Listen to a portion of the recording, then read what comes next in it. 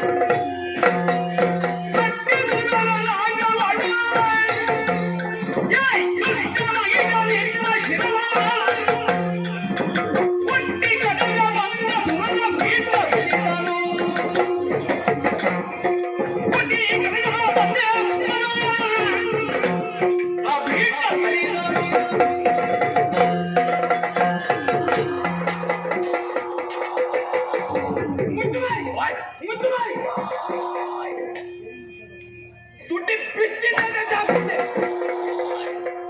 ಕಡಿದೇನು. ಏನು ಮಾಡಿದೆ? ವಿಧಾತನಿಂದ ವರವನ್ನು ಪಡೆದೆಯಾ? ಹೌದೇ. ಸ್ವರ್ಗ ಲಕ್ಕಕ್ಕೆ ದಾಳಿಯಲ್ಲಿಟ್ಟೀಯ? ಇಂದ್ರಾದಿ ಸುಮನ